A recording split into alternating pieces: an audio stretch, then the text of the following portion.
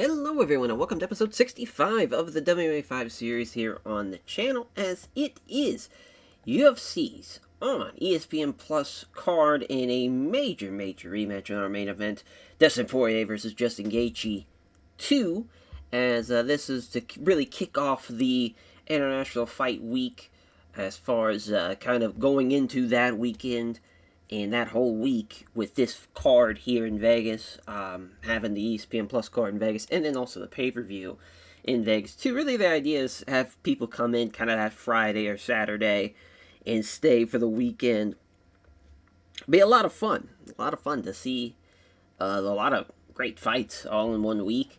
That's kind of the idea behind it. Before we get to the card, we do have one piece of mail, and that is Zavad Lajavelli, Jesus, as Zavad, though, has broken his neck, which is a terrible injury, obviously, to have, going into the 265 card, as the 17-1 Georginian now, bantamweight, is going to be gone for at least a year, I want to say. Yeah, a year and a month, so it's not looking great for him. So, Pedro Munhoz now is fighting Kwang Ho Kang at UFC 265, so he still is fighting in Brazil, so that's great for him, obviously, a ranked bantamweight. I believe he's on the prelim card for that show, so wanted to talk about that real quick. I would talk about the rankings, but I think I'm going to save that for the, at least after the 264 card. So I think we're going to do that at the Fight Night episode, if I had to guess. Just kind of eyeballing when's the next time we'll look at the rankings. But this is, a crazy card, though. Main event, of course, Poirier and Gaethje. Co-main event, TJ Dillashaw, Aljamain Sterling. What a fun bantamweight bout that is. Raquel Pennington and Zara Varin dos Santos as a women's featherweight contest there. Alexander Radic and Eric Anders. A light heavyweight contest. And Gilbert Burns and Tony Martin in a welterweight contest. As, of course, for our main event, this is huge matchup. Of course, we saw in real life Dustin Poirier head kicking Justin Gaethje and knocking him the fuck out. Here, we might see that. We might see Gaethje get a win with a head kick. Who knows? Anything can really happen here. Of course, they fought in April 2018 with Poirier winning by TKO. Winning with the... did I say Poirier beat Gaethje? No, Gaethje beat Poirier with a head kick. As far as a hell of a fight, though. A hell of a fight. The first time around and the second fight, too. These two guys are some bad motherfuckers. For sure. And this is going to be a very tough fight for sure. I am hoping for Gaethje to win, to be honest, because if he's to win here, we can get a trilogy fight, and that'd be great. They're both 32, 33 still in the primes of their career. But obviously, Dustin Poirier has a lot of fight experience, especially in the UFC, compared to Justin Gaethje, as far as, his debut was at UFC 125. Before they even were naming cards with the main events in mind. He's obviously fought Max Holloway, Chan Sung Jung, Khabib, Cub Swanson, Conor McGregor, as Bobby Green, Michael Johnson. It's crazy, he lost to Michael Johnson. Anthony Pettis, Eddie Alvarez. That's kind of crazy. He's also beaten Holloway twice. Both those fights are fantastic, especially the 236 fight. Very good. And, of course, I had the Khabib fight. He had the Kevin Lee loss last September, but already, his fourth fight. Obviously, Dustin Poirier, Justin Gaethje fight is not going to be bad. I'm not sweating that at all. It is kind of crazy, though, he has not been finished yet in this save. Had the unanimous decision loss to Kevin Lee, and had the decision win over Paul Felder.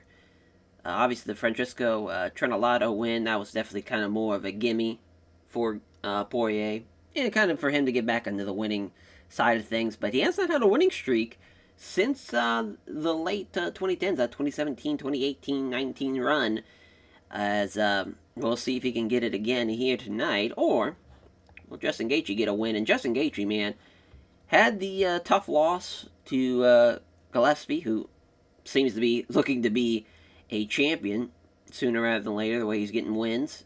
Of course, had the fight with Jim Miller, which was a lot of fun to do. That was in January. Relatively similar turnarounds for both guys. Of course, it's kind of crazy. He beat Michael Johnson at the Ultimate Fighter Redemption finale. Had the Eddie Alvarez fight Dustin Poirier fight as well. Obviously, he's knocked out Cerrone. He's knocked out Edson Barbosa. I mean, he has had. He is the highlight reel for a reason. He can get a exciting finish out of nowhere. He's kind of what you want as a modern day mixed martial artist.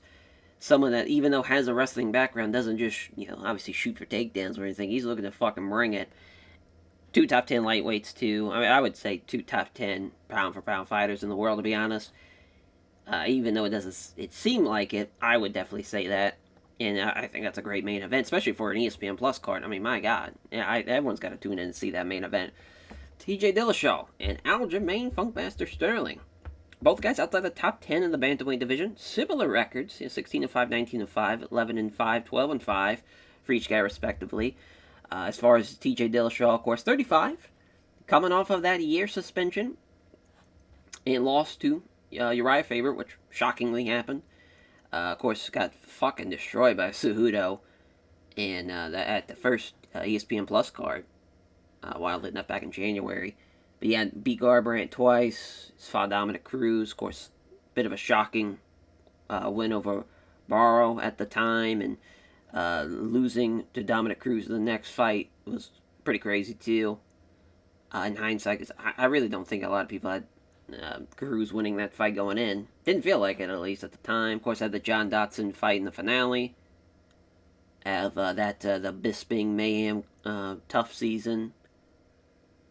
It's wild to think, also the John Lineker fight, which I really enjoyed that Lineker fight. That was probably the first fight of his that I really enjoyed since, honestly, the John Dodson fight. But I actually don't remember the Vaughn Lee fight, but I bet it was great, and it was a first round finish, so probably was.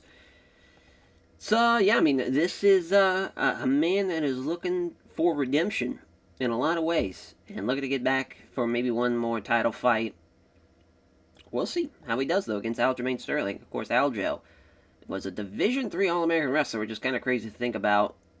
A guy that was a Division III All-American completely threw around Cejudo. Well, maybe not to the degree that Merab did, but still kind of crazy. As far as for Aljo, though, I mean, as far as he was coming in this save off a 4-fight win streak, and he was looking really good, and we gave him the Sandman, and he got destroyed by the Sandman.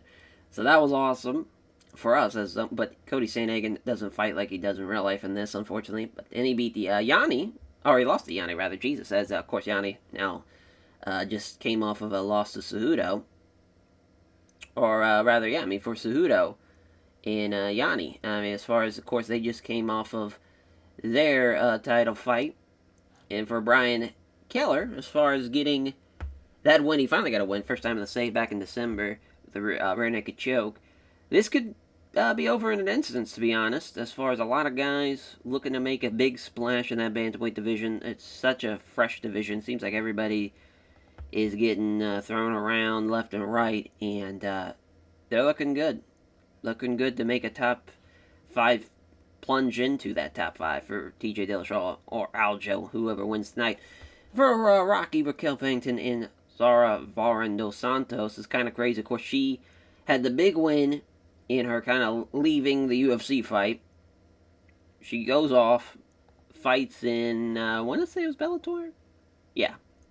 Yeah, she shockingly beat Felicia Spencer. Had a couple fights, did well in Bellator, was getting wins. Then we gave her Holly Holm on the return, and split decision, which was tough. Because, from what I remember, yeah, she broke her fingers during that fight, was Zara. And Holly did, I mean, they were both striking pretty well. It felt like at least Zara was landing more power strikes, from what I remember from that fight. But we gave a good, gave Holly a performance bonus, so it must have felt like that was kind of justified. But yeah, I mean, it's 34 and Rocky's 32, up there in age. Have as far as kind of similar records. Rocky's fought a little bit more, but an 11-9 record is obviously very crazy. 8-6 in the UFC, but a losing record in the UFC for Zara. But she might change that here tonight. We shall see, as they're both two of the ranked featherweights in the world here, 10-14. I don't know if that's men and women. Assuming it'd be the women's side. And then for Alexander Radic and Eric Yeah, boy, Anders. Anders, rather. Jeez, I don't know why. I always fuck that up. But, yeah, Eric's the slight favorite at minus 140. That's kind of shocking, because Alexander Radic is very, very tough at 13-3, 5-2 in the UFC. Coming off, obviously, the loss of Prochazka back in January. Had the split decision loss in real life to Volkan Oestermeyer. We might run that back. We'll see. I think those guys kind of stylistically match up, obviously, very well. But if Eric can get a win here tonight, my God. Huge win. I mean, he's on a roll right now, though. He's won 5 in a row. He beat Abdul Karim Idolov, which I did not think he was going to win that fight. He even beat Kutabala, finished Kutabala, too. And he's finished Vellante as well. Pretty impressive. Pretty impressive. And if he can get the win here tonight, though, that would just be huge. Absolutely huge for him.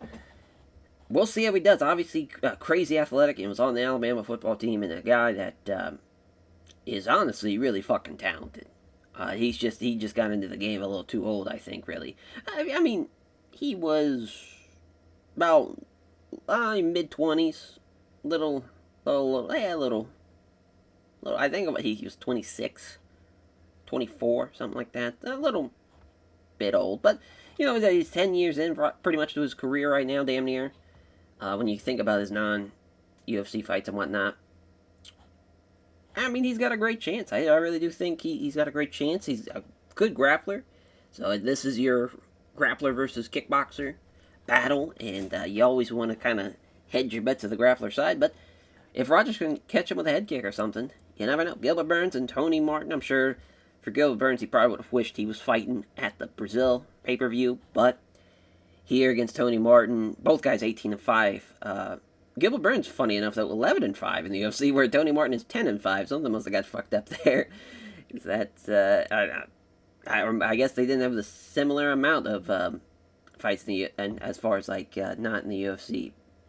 That would be my guess there. But yeah, two top welterweights. At least Gilbert Burns is in the top 15. Tony Martin is 23rd. Burns favored in this fight. I don't think that's a surprise. He is coming off a 2-fight losing streak, though. He finished Damian Maia, which is not really saying much because that was old man Damian Maia, but had the Colby Covington loss, got destroyed by Bilal Muhammad. Which, is what it is as far as from that regard. But yeah, I mean, Gilbert Burns still 34. Again, kind of that dwindling of maybe your final years of your prime. And for Tony Rocco Martin, though, he's coming off of a couple of wins. Had his one win in the save against Nico Price, decision win.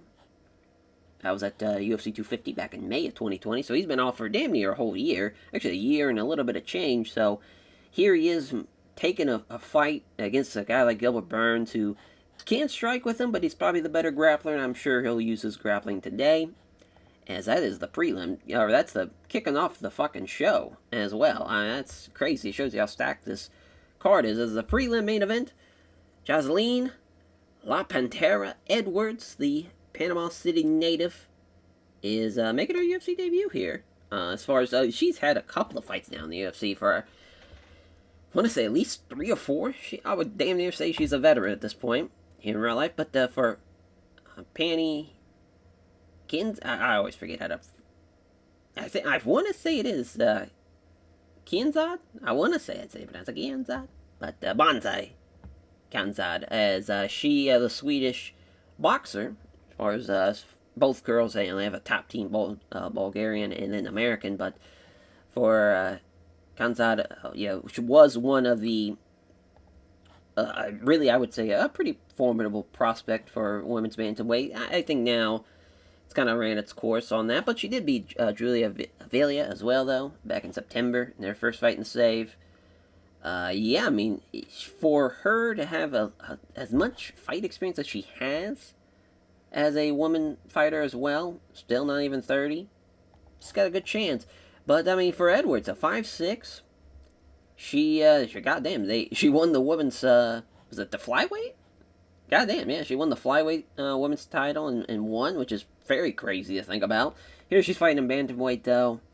5'6", so we're at relatively similar heights, 5'6" and 5'7". I think stylistically, they match up pretty well, too. That's a fun fight, though. I think it's going to be very, very close. That's a coin flip fight, if I've ever seen one. And of course, a fight that happened in real life, and Josh Emmett sent Bryce Mitchell into the fucking shadow realm with an incredible strike. But here, Bryce Mitchell is the heavy favorite in this one, a minus 500 favorite. I know he's a great grappler, but goddamn. I mean, give Josh Emmett some credit. He's got some power for sure. But coming in at 16-4, he just beat Enrique Barzola as well.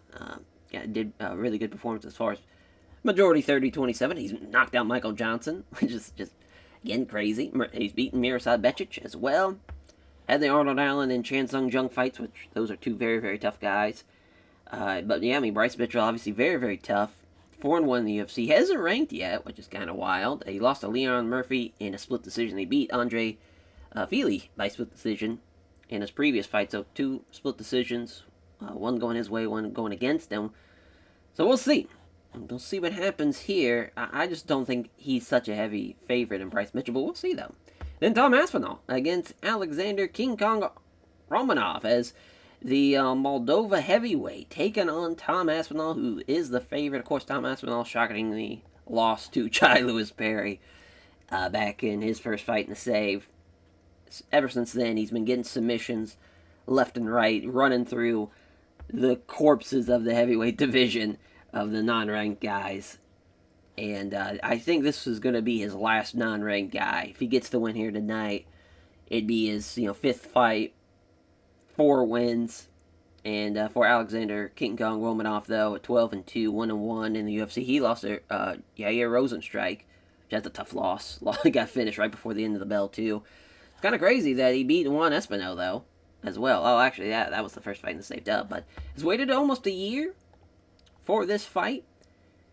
He might be a little rusty, definitely compared to Tom Aspinall, who's been fighting pretty hard and pretty often, but we'll see. Maybe that rest is going to help out King Kong.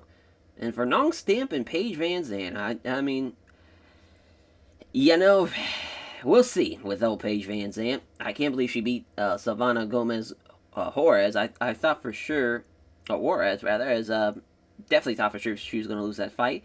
She keeps on having good fights. It's kind of the thing with her. I've been wanting to kind of get rid of her because it's like, all right, obviously she started off as a bit of a UFC project. Is like, this is going to be maybe the new face of as far as strawweight. We'll see. Yeah, no, as far as she's still only 27, which is kind of crazy to think about in 2021, and obviously now she's should be 31, 30, depending on her birthday. As far as for Nong Stomp, though. What a tremendous Muay Thai fighter. Usually fights at atom weight, but here fighting at strawweight. Yeah, I mean, 80 professional Muay Thai bouts. Incredible. Probably the best Muay Thai female kickboxer.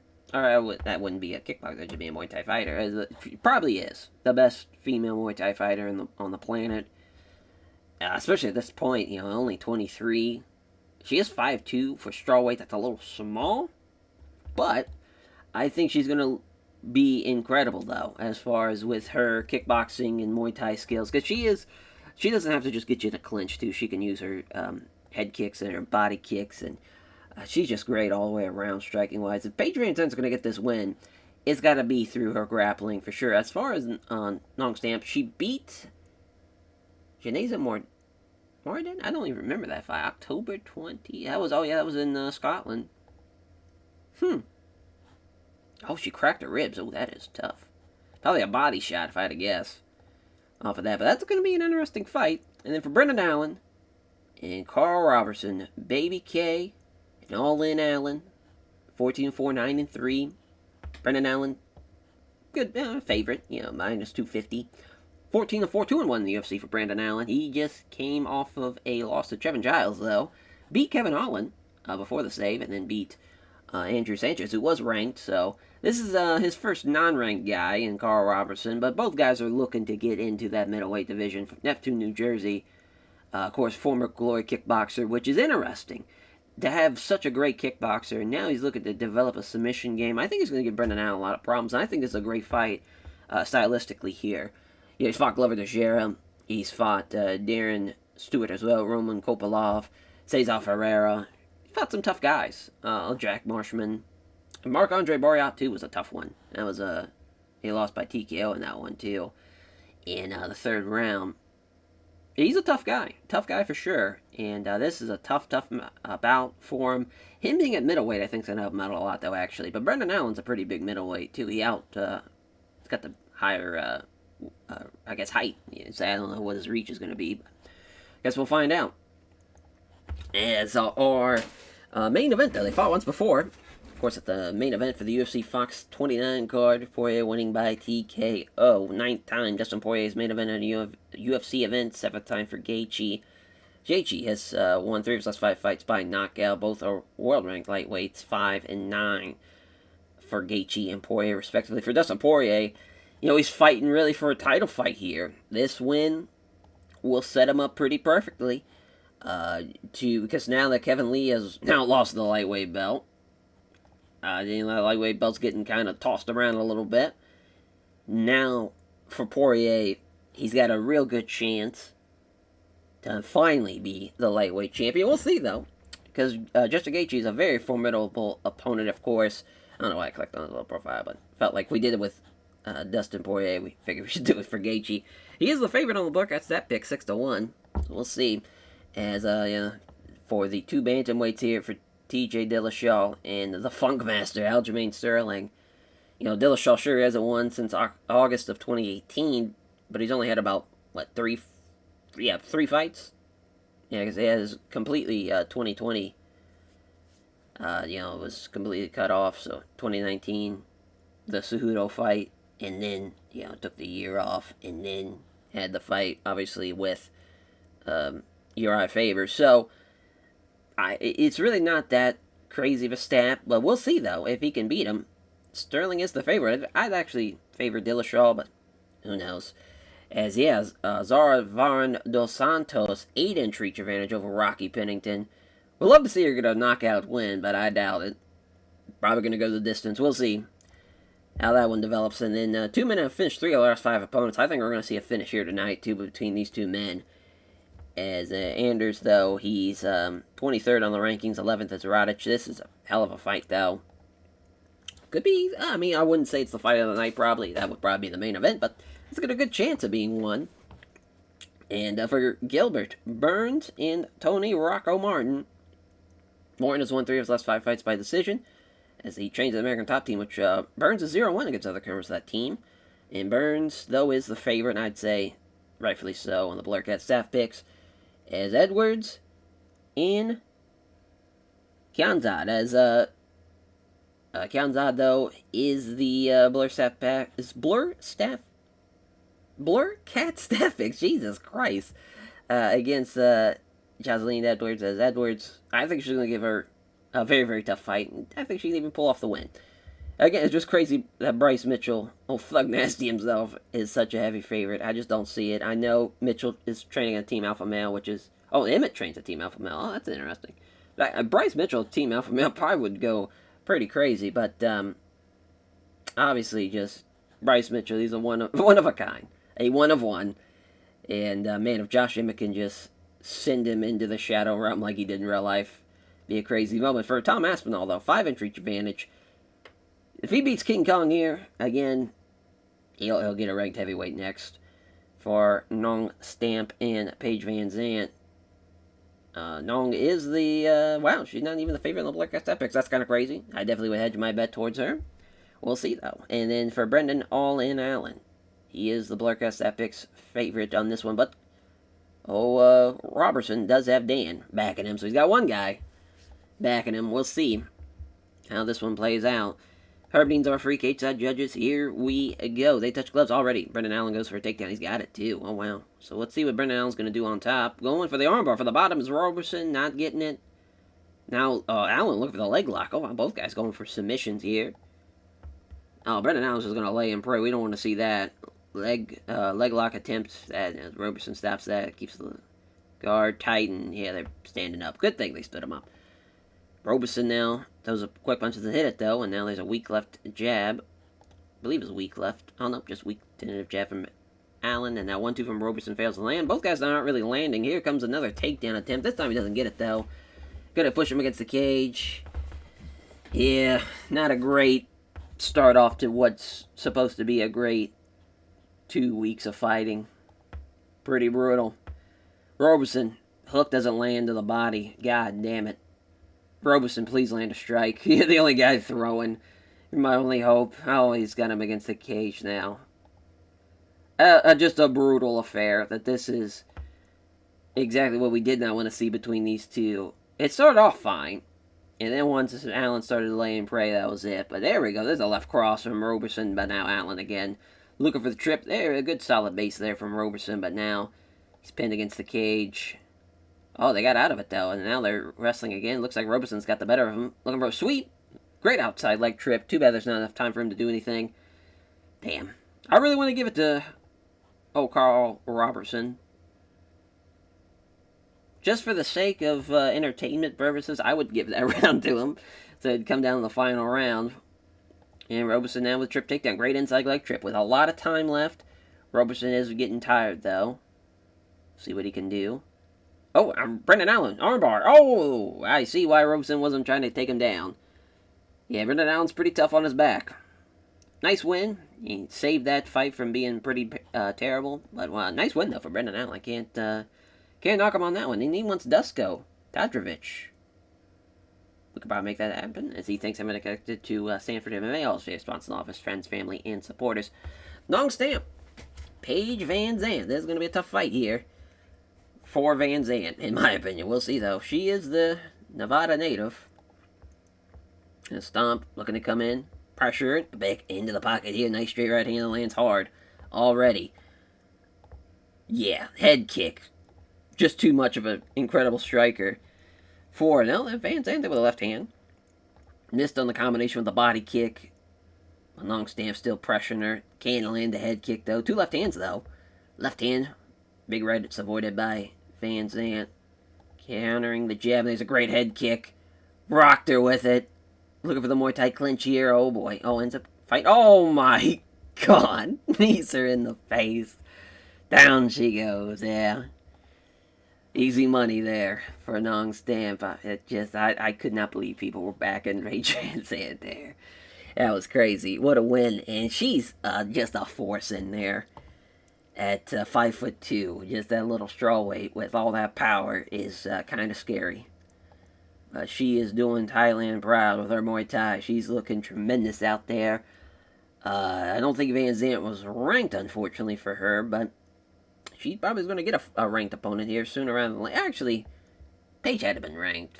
I felt like Nong Stamp was ranked. I wish I didn't show the rankings here on the page here, but that's alright. But yeah, she thanks everyone connected to the Korean top team for helping her prepare for the fight and sponsors for supporting her financially as well.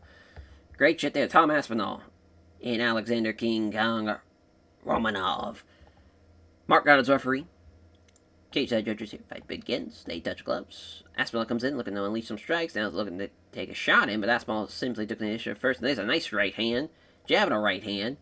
Right cross after the jab. Oh my lord, he is fucking him up. Oh, no, Romanov. Oh wow, he got the takedown. See what Romanov's going to do here. On top. Tries to scramble. Bad idea. Romanov catches him inside control now. Trying to get him off him again. Yeah, they're just kind of stalemate at this point, maybe. Oh, Romanov trying to get mount. Oh. Here comes a scramble. Well, it comes out on top inside control. Another scramble. Oh, they've got him up to his feet now and drives him against the cage. That's some great stuff from Aspinall to keep on fighting from the bottom. I mean, listen. I'm giving that to Aspinall. He was lighting him up. I know Romanov outstruck him, and he got the takedown. But I think Aspinall did more damage. But, I mean, listen, it makes for an exciting fight that he's down going into the second round. Because there's two jabs in the right hand. And again, he's looking for that chance to shoot in. And he's just lighting him up with these shots now. Crazy. Two left hands from Aspinall, but Romanov avoids both of them. And they hit him with a crunching right hook. There's a left hand and a straight right. Can't believe he hasn't even rocked him yet. There's another right hand that lands hard. Two left jabs. Big right hand from Aspinall. Keeps him darting in and out here. Fails by Loomis jab. Hits him with a beautiful straight right. There's some left hands and a beautiful straight right again. God damn, a jab and a nice right hand that lands hard. Jesus Christ. Finally rocked him. Crazy. Big right to the side of the head. Down he goes. Is he going to finish him in time? No. Hangs in there. I mean, yeah, 10-8. For sure. 10-8 Aspinall. Yeah, 19-18. I think that's I'm cool with that. I think that's the right call. Nice jab and a crunching right hook here. Romanov keeps on getting fucked up with these strikes. I mean, the reach advantage has been too much for him, but he gets the takedown. A good single leg. Aspinall with an armbar for the button. Oh, he got him! Unreal. Unreal. Did he win it with an armbar yet? No. 4 submission finishes. 4 different submissions. Insane. What a resume for Tom Aspinall. And yeah, I mean, he's definitely living up to what he does. He's been tremendous. His real life performances have been obviously crazy because, I mean, his total, like, UFC time is, I don't even think it's like 30 minutes. Like, it's kind of crazy, but, I mean, he's getting some big wins here. As, yeah, things ever connected to the next generation MMA Liverpool, and what a win. What a win. What a comeback, too. I mean, technically he was down the first round, but I thought he won the first one. Bryce Mitchell, Thug Nasty himself against Josh Emmett, 13-1, 16-4, Sacramento, California. Searcy, Arkansas, I believe is how they pronounce that. I always forget. But cage judges, here we go, round 1. Yep, there's the takedown. And Bryce Mitchell doing his thing. Trying to catch him with a punch, not happening. It's a scramble. Oh, Emmett's now underneath him in north-south. Trying to get an arm triangle here. Oh, God. And Emmett blocks it. Looking for an armbar now. And it gets stopped. Yeah, Mitchell's doing a good job, man. He's going for submissions. That's what you got to do. Another arm triangle attempt. Another time Emmett stops it. And yeah, I mean, that's what Bryce Mitchell's going to do. Crunching right hook, though. Oh, I thought he was going to drop him. Mitchell with a takedown. Great single leg. Hate to give him too much props there, but yeah, I mean, he took that shot. And a couple of more punches on the bottom here from Emmett. Trying to scramble. Yep, and he's got back control. Just going to dump him right back down. Yeah. Figured so. Oh, it got us back. Oh, no. Rear naked choke. No hooks in, though. Oh, going for it again. Oh, and he got him. Didn't even need the hooks in, I don't think. Yeah. Big win. Big win for Bryce Mitchell. Avenging himself, and he doesn't even know it in an alternate timeline. Boy, I thought the crunching right hook might have been it. Thought it had a chance. Especially if he landed that on the button. But he thinks I'm connected to Syndicate MMA. All very responsive of his friends, family, and support as well. Big win, though. Big win. As Jocelyn Edwards, Manny Kinzad, as Kinzad, though. I'm back at Edwards here. I really think she's going to give her some problems tonight. We'll see, though. Here we go. Fight begins as Mark out of the ref. Yep. But I thought I saw that. All right, they touch gloves here. They stalk forward now. It's Edwards trying to pressure in. 2 left hands. Ooh, a flurry of 5 punches. Damn. Yanza didn't get landed by any of them, though. That is tough. There we go. 4-punch combination. 2 of them. Leg kicks checked. God damn. Here comes Edwards. A quick left jab and a right cross off the counter. Yeah, she's looking good. Good right hook off the counter. Yeah, she's counter-striking really, really well. And she's trying to put in combinations. Some of them aren't really hitting, but she's landing. A majority of them now, I'd say. And now she's going for the body, too. That last combination missed the right hook to the ribs, but it's a good idea. There's a right hook to the body. Good idea. Again. Oh, this time, though, with Kianzad as far as getting the flurry of 2 and then a right hook. 3 punches out of a sudden flurry. Misses the low kick, though. Misses the right hook. It's kind of a left jab and a right cross. Wow, Edwards now getting countered. Yeah, I think Kianzad knows that she's now in a fight. She's got to step it up a little bit. There's some quick hands, though, from Edwards. 4-punch combination. Left hand from Kianzad. And now 2 jabs from Edwards. Doesn't land the low kick. Good first round. Good first round. 10-9. What did they give? 10-9 Edwards? Yeah, that's what I thought so. I'm with them. On that. As Kianzad hits a jab, misses the right hook. 3 quick punches. 2 of them lands, but the miss is on the big right hand. Both fighters strike. They don't land, though. And now there's a 3-punch combination. Not landing any of them. And has the right hand blocked, too. Yeah, now Kianzad, I mean, their defense is doing really well in this second round. I think she's getting a little tired as Edwards, and the strikes are getting a little bit more telegraphed a little bit. And there's a left jab and a right hook, though, off the counter. So Edwards still doing a good job counter-wise. Which I think she needs to start doing a little bit more. There's a quick jab followed by a right cross. Left jab, nothing but air. Or finds a right cross blocked, rather. There's a 2-punch combination out of a sudden flurry. Lands the right hook, too. Kianzad's still fighting, but it's tough. It's tough. The reach advantage has been a little too much for her. Or no, Edwards didn't have a reach finish. I thought she did, but no. As far as another counter here, Edwards going for the body, but it's too short. Edwards again, a few quick jabs followed by a big right hand that just misses though. 60 seconds left in the second. Kyanzad with a left hook. 3-punch combination out of a flurry, then gets a leg kick check though. 1-2 from Kyanzad. Flurry of 4 strikes, but fails to land on the nice right hook though. That would have been huge. Edwards 10-9 there, and yeah, Kyanzad is in trouble. Jab, right cross blocked. Jab, right cross blocked from Edwards. Left hand. 2-punch combination of Edwards. Quick left, straight right. There's a quick punch doesn't land it though from Kyanzad. Oh, that doesn't land the right hook rather. After the quick punch, there's a 3-punch combination. 2 of them landing, but again, doesn't find the mark on the right hook. 1-2 from Kyanzad. Off target with the jabs, but lands a great right hook. Left jab and a left hook to the side of the body. The body shots have been tremendous so far. 1-2 from Kyanzad. Edwards getting tired now. Left hand from Kyanzad. Oh my god, there's a fucking flurry of punches again. Right hook as well. Not landing on the button, I guess. She's fucking her up though. Now we're going for the roundhouse body kick. Interesting strategy. Mixing it up now with the body kicks. Kyanzad with the left hand. 2-punch combination of a flurry. Fails on the hook to the body. 1-2 from Kyanzad. Quick left, straight right. There's a nice quick punch and a nailing of the right cross from Edwards. I'd say it's 30-27. We'll see though. It counts out with a good right hand after the counter. And she's countering again with a good right hook. But yeah, I'd say 30-27 is the scorecard here. Yeah. I thought it was better than average. I thought Jocelyn Edwards looked phenomenal in that fight. Striking wise, going to the body, going to the head.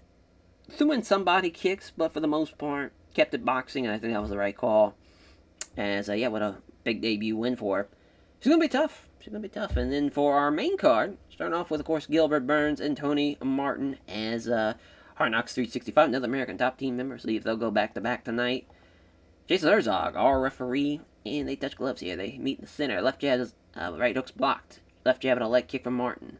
Spinning kick to the body from Martin.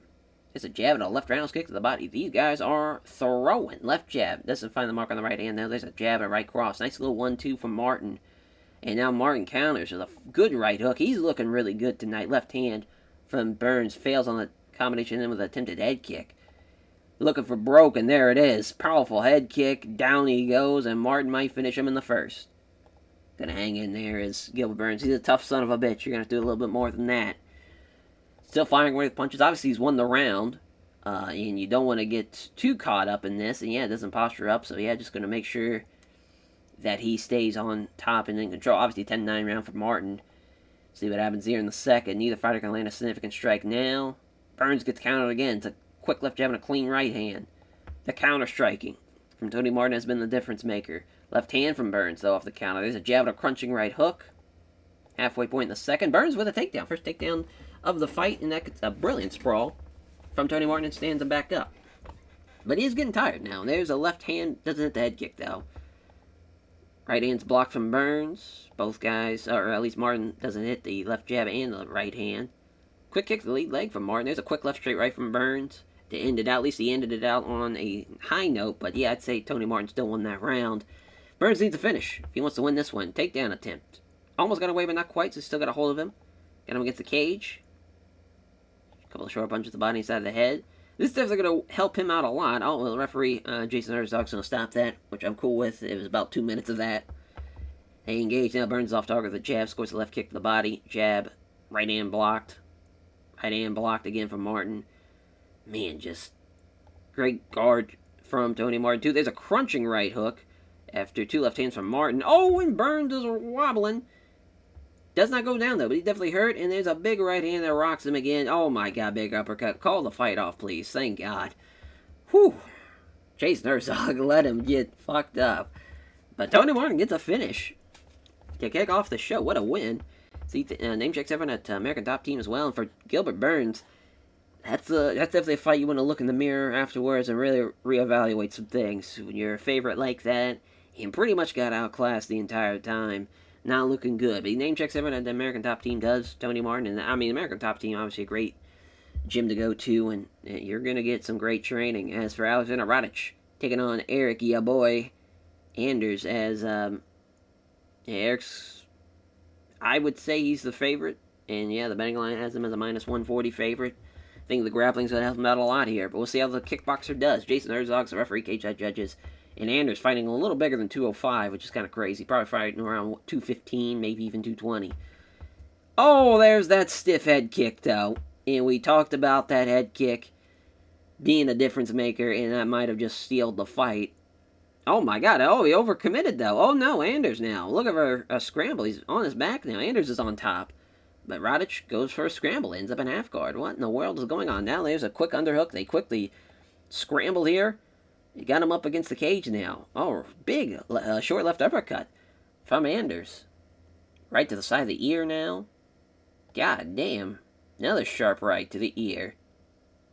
Well, he looked good when he landed that head kick. I mean, you still have to give him that round, even though he didn't really do anything else after that. With the head kick knockdown, obviously he won the round. But we'll see if Anders can get him down again. 1-2 doesn't land either blow. Now he's getting tired. Slipping past the right hook attempt. Goes for a body kick that fails to land. Yeah, I mean, if he goes for another head kick, it's probably it. Yep, there's the head kick. Oh, wow. Kept on going. Here's Anders. Another glancing low high kick off to the counter. Damn. Here comes another counter strike from Radic. Right hand. Counter left hand from Anders. Oh, Anders with a takedown. That's exactly what he needed. Single leg. Got it. Tries to pull him in close. Pepper on some strikes. Not happening. Looking to pass good side control. Got him. In guard still. That was Raj. So his wrestling's a lot better than I anticipated. Oh, they got him up 2 rounds to none. I mean, yeah, that was a tougher round to really score. If you give it to Anders, I'm not too terrible about that. Either way, Anders now going for another takedown. Got him against the cage. Looking for a suplex here. Oh, my. Suplex him, and he's got his back. Oh boy, rear naked choke. If he gets both hooks in, this is it. Oh wow, just turns him over now. That's crazy. So Radic is now on top from just spinning over. That's, yeah, Eric Anders, you need to work on your fucking wrestling. Holy shit, now pulls him down. A couple of strikes now. Punches now. About a minute left trying to sweep. Oh wow, he did it. And he's got him out. Holy shit, armbar. Fully applied all around ends. Yeah, I mean, he won that round. We'll see how the scorecard is, because it might be Eric Anders 29-28. They give it to Radic. I don't hate that. I don't hate that, because that second round, if you give it to Eric Anders, and you obviously give him the third, you're going to give the guy who got knocked down the fight. And to me, I think that'd be a little ugly for Alexander Radic. To get a knockdown, sure, he didn't finish the guy, but to do probably the most damage in the fight and to lose it wouldn't be cool. Would not be cool, but he went to Prochazka again. I don't think you want that smoke, bud. You got 30-27, if memory serves me correct, in that fight. Don't want that, as Rocky and Zara going to be fighting out here. Women's featherweight contest. Cage side judges, here we go. They come together, nothing really lands leather-wise. Left jab is the low kick. There's a left hook from Rocky. Nice right cross. And a quick left jab from Dos Santos off the counter. Yeah, the strike advantage. Very evident now. Left cross from Dos Santos. As now the left jab, right cross is blocked, though, from Pennington. Oh, there's a good one, too, though. Jab and a nice right hook. Yeah, both girls are landing. Not sure about damage-wise. A good right hand. Right hook off target of the jab, though, is Pennington. Yeah, so good boxing here. Oh, down she goes. After the nice right hook and 2 jabs. Here we go. Looking to finish the fight in the first. Not able to land many clean shots, but she dropped her, though. Didn't think that was going to happen. So way to go, Zara Dos Santos. As, yeah, Pennington's not going to do shit on the ground. And, yeah, 10-9, for sure. Wide hook to the body. Pennington avoids it, though. And now Pennington with a clinch. That's a good idea. Now he's got her on her back. And punching down, easily taking on the gloves. Just trying to struggle. Now that she's trying to pass. Yep. Got side control. Armbar. Wow. Thought Dos Santos was not stopping that one. She fights that one off, too. It's kind of wild. Yeah, obviously, Pennington, if she's on the ground like this, on top, she's got a good chance of winning the fight. Didn't get the finish, but obviously won the round. And now it's 10-9 both ways. Again, you kind of hope that the person that got the knockdown is going to win this fight. But Pennington did have a couple of submission attempts, at least. Pair of jabs now. So, one of them coming in of quick, fast 3 punches. One of them landing. Nothing but air on the big right. Left jab, right cross from Pennington. Jab and a good right hand from Dos Santos now. And these girls are landing. Stepping forward. And now 2 left hands from Pennington. She's doing really well to come back after that first round. Trying to shoot in. Luckily, Zara lands a nice left hand and a straight right that lands hard. The left jab doesn't land the leg kick. That's a good 1-2 from Dos Santos. As long as she stays standing, she's got a really good chance of winning this round. Even though she's tired, 2 left hands off the counter from Pennington, though. And there's a fantastic right cross with the jab. And down she goes. Even if she doesn't get the finish here, but she's still stinging her with several big shots. Oh, a little too excited, though. Pennington's trying to scramble. She's out on top. Oh, my God, if she gets this Kimura. Oh, my Lord, what a fight this turned into with these submission attempts. But Zara fights her off. Unreal. Unreal. But, yeah, 29-28. Oh, wow, someone gave 30-27 for Zara. That's kind of crazy. But that was actually a good fight. That was a lot better than I anticipated. I didn't think Rocky was going to do so well ground-wise with that, but that was impressive. That was impressive. Yeah, now she wants Macy next, which that makes sense. That makes sense. She is one of the top featherweights, so we'll see. And that's a win for the Bulgarian top team as well. Good for them. TJ Dillashaw and Aljamain Sterling, our co-main event. 16-5, 19-5, 31-35 years of age for both men. Jason Herzog is our referee. Cage side judges. Here we go. Fight begins. Closing in now on Sterling. Moving in close, ready to attack. There's a jab to right hand. Sterling now trying to get in close. It's weird about getting hit, yeah, as he should. Dillashaw hits like a fucking Mack truck. And now he's not rushing in again. Jab hits home. All 4 of his punches land home. Then lands the right cross, and he cut them off of that shot. Went for the head kick, too. Sterling, though, gets that takedown attempt. Well, it doesn't get him, though. Got him against the cage. Yeah. Just going to stall him. Is old Sterling. Not surprised. Dillashaw with a left jab and a right hook, though. Now they're going to check on the cut. Not a fight ender. Back underway. But Dillashaw's looking good striking-wise. Which, really no surprise. I'd say out of these two striking-wise, Dillashaw's definitely a better striker. Good jab and a body kick now. Now he's letting the trash talk fly. Yeah, looking for a shot in without worrying about getting counter-struck. Left hand and a right hand from Dillashaw, and then also hits the leg kick as well. Obviously 10-9 for Dillashaw there. Really no surprise on that scorecard. As the leg kick, though, from Sterling. I think that's his first strike he landed, seems like now. Equal punch there for Sterling. Again, trying to get him into something, but he catches him with a crunching right hook. Crazy didn't even rock him. Punch from Dillashaw fails to land, and trying again to come in and grapple with him. But Dillashaw still landing some shots. Now he's a nice straight right hand that lands hard, and he rocked him with that one. Dillashaw eats the big head kick, and that's got to be it. God damn it, nobody wants to be finished tonight. God damn, as Sterling hangs on. And now Dillashaw, though, keeping him guessing. Minute left. I don't think there's going to be a finish here in the second. Yeah. Another good round, though. Wow, that's crazy that they're booing after they saw a knockdown. Shows how boring Aljamain Sterling is. There's a takedown attempt, though, and again, he's not getting it. Got him against the cage. Just going to keep him there. Oh, actually, Dillashaw got out of it. Thank God he slipped out of it and pulled clear and circle out. But again, Sterling looking for that grapple. Got the takedown. Got it, actually, yeah. I was about to say attempted the takedown, but he's got it, and he's passing half guard. We'll see. Trying to sweep him, not happening. Yeah, Dillashaw's not really great on his back. Definitely more, it's out of your element a little bit with your wrestling, but Herzog's going to stand him up. Flurry of 3 punches and a low kick. They're going to give it to Sterling that round, but I'd say, yeah, 29-28 for TJ Dillashaw. That's a good call. Yeah, but decent. Could have been worse. Could have been a lot worse. At least Dillashaw tried to fight. It's a good thing to see him win, though. He needed that, for sure. As he thinks everyone is the trailing lab, and I clicked it so goddamn fast. I clicked it with the right goddamn mouse and not the left, so I figured it wouldn't count. But of course it does. It's our main event. Dustin the Diamond Poirier and Justin the Highlight Gaethje, 22-3, 27-7-1. Some tough fuckers here. These are some real bad motherfuckers, and this is a hell of a fight to end it out on. Misses the big right hand. Here comes a jab and a body kick that fails to land. Kind of left hand from Gaethje. 1-2. Gaethje was equal to it, though. 1-2 from Poirier.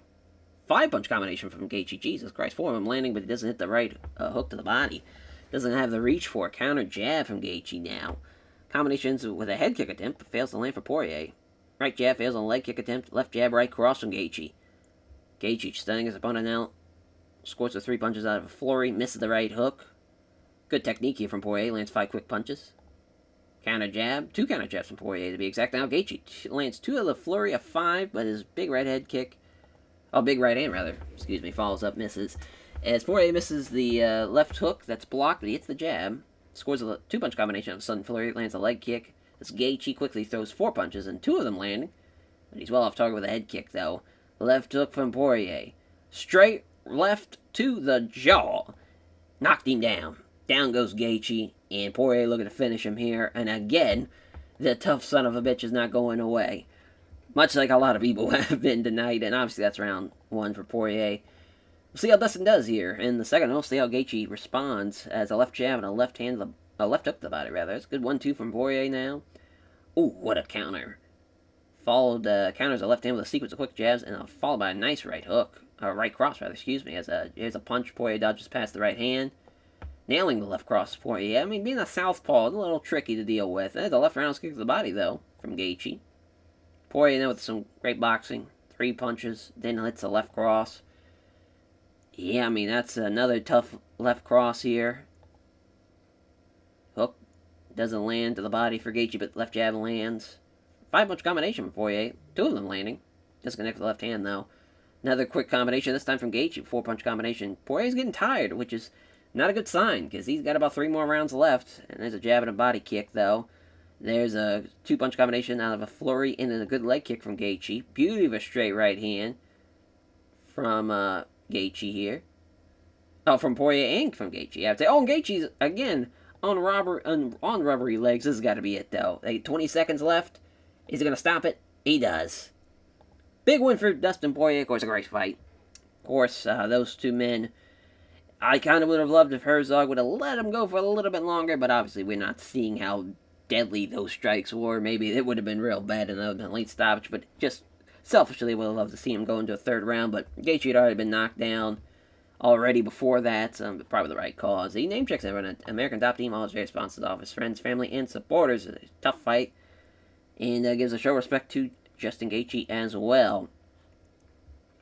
We have a pay-per-view lined up for Louisiana. I mean, he didn't really get knocked out or anything, so maybe he'll be able to fight on that card. But yeah, only 5,000 people showing up to this card is kind of crazy, because this is a hell of a show, for at least for Gaethje and Poirier. The card, I mean, did pretty well. I'm pleased with it. Nong Stamp did great. Yeah, she is ranked to 25th. Thought she was. Josh Emmett now, probably out of the rankings. Jocelyn Edwards, she was ranked higher, so not too crazy. Yeah, I mean, this is it's a big night. Big night for, it's crazy again for Alexander Roddick. His win, Tony Martin's win. A lot of good performances tonight. Didn't increase our popularity a lot, but yeah, performance bonuses. We're feeling pretty generous. Yeah, we'll give Radich 1, we'll give Martin 1. Yeah, Dong Stubbs got the KO, and Tom Aspinall's got the submission. Yeah, I'd say that's good. Sorry, Bryce Mitchell. We kind of had a feeling you were going to win that one. He did survive getting cracked, though, so there is that. Yeah, we made about $3.5 million. You can't complain too much. Yeah, the ads, the subscriptions did about $2.5 million. So, yeah. Pretty much, we could pocket, if you combine the ads and the gate, and you just take away the rest of the expendables. We made it, no problem. We're in the black, though. That was great. Great shit. Great shit there. As what an ESPN Plus card. As all right. Oh, now it's a timer. What in the what's going on? There we go. That guy. As our next card, though, is for International Fight Week. We'll be in Vegas again for this pay-per-view, and we try to have this 2-week. As far as I would even say just this 2 weeks, I would say it's almost a fight marathon for what we try to do for it.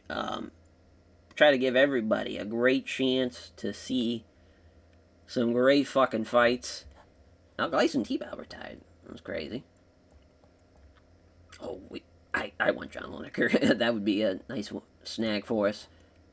Oh, yeah. But, the next fight, of course, is that 264 pay-per-view, which Ali Quinta, Kevin Lee 3, which we'll see how that fight plays out. Of course, Kevin Lee is still the champion, but maybe not for long if Ali Quinta can get a win. Aspen Ladd, Juliana Pena, Curtis Blades, and Juan Adams, Caitlin Chikayan and Aaron Blanchfield, Jan Bohovic and Johnny Walker kicking it off. As even the prelims, as far as Bobby Green and Jim Miller, fun fight, obviously happened in real life. Marvin Vettori and Omari Akhmadov, fun fight there. Ricardo Lamos and Andre Fili, actually a pretty good fight too. Alexei Konechko on the card against Azmali Nuradev. Alexei Konechko, tough welterweight. It's going to be a fun card. And we'll see how the lightweight division plays out next, because, man, when you really think about it, we got some big changes happening now. Towards, I would say, the fall-ish, December-ish time period. I guess the fall/winter time period when we introduce this, as I will go to the belts. We introduce this absolute masterpiece of the super lightweight division. It's going to be a fun-ass division, and I think having McGregor and Khabib in a tough season, coaching against each other, then fighting against each other for that belt, it's going to be a lot of fun. Now, I know it's kind of weird that both those guys are coming off of a loss. At least Conor actually might not be. Because I think Conor knocked out... Oh, no, he fought... that's right, he fought fucking Kevin Lee. So, yeah, he is coming off a loss. And for Khabib, of course, he's coming off a loss to, as far as Gregor Gillespie. Kind of crazy. A losing streak for Khabib Nurmagomedov. But this is the time to do it. Time for sure. It's crazy they had the fight that went Conor's way. And maybe, just so maybe, we'll have the tough finale be in Russia. Yeah, I feel like that'd be an even playing field for both guys. We'll see, though. We shall see, as we'll catch you guys next time for UFC 264. Take care, everyone.